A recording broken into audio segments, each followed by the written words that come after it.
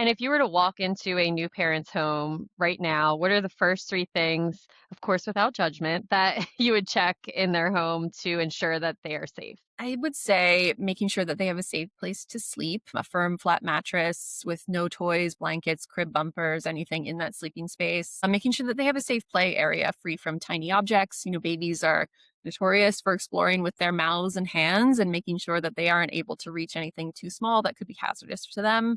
And then making sure any heavy furniture is securely attached to a wall with cords out of reach as well. Those are my biggest ones. Yeah. And what's one low cost or low effort safety change that delivers a surprisingly high level of protection? I would say it really depends on the age of the child and the style of the home, but I think having a safety gate here and there can be really helpful for just cordoning off some areas where you don't want them to be, especially if it's one that you can move around. If it's a pressure mount that you can place at the bottom of the stairs or somewhere else and move it as needed, that can be helpful. For top of stairs, I would only recommend using a hardware installation safety gate that you actually screw or drill into the wall so that it stays sturdy. But yeah, I would say a gate is like a really good visual aid for a child to know that they can't go in that area. And it can give you some peace of mind too if you need a little separation from pets or whatever it may be.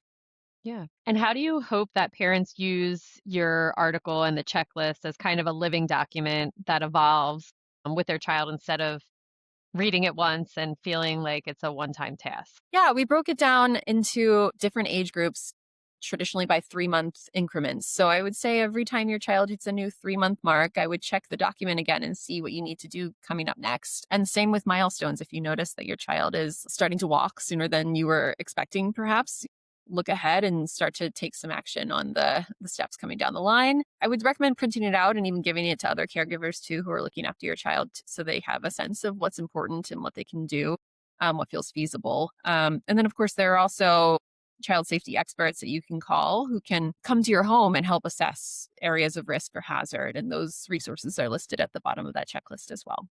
That's awesome. And you work kind of at the intersection of data and real life. How do you balance statistics with real life, the reality of parenting that is all over the place and very unpredictable? Yeah, I mean, I'm a working parent myself. I have 2 kids. I know firsthand how difficult it can be to stay on top of everything you need to do for your family and the rest of your life. So I would say don't aim for perfection. As, parenting, you're never going to get close to perfection. It's just about making safer choices that fit with your everyday life and routines. So I personally try to take a really non-judgmental approach in my reporting and writing. I never want to tell parents, here's exactly what you have to do. Here's what you could never do. I just try to, make suggestions that will help them make the best decisions for their own family. Yeah. And what is a safety myth that you'd love to lovingly retire once and for all? I think that simply that baby proofing means you have to like build a bubble around your house or your child. You don't have to, go to great lengths to think of every possible scenario that could happen and take steps to prevent it from happening. But just making spaces safer for your child, especially when they're young, can go a really long way in helping Mhm. you prevent injury down the line, making it safe for them to explore and have, potential avenues for fun and safe play without risk can help you reduce your stress levels too.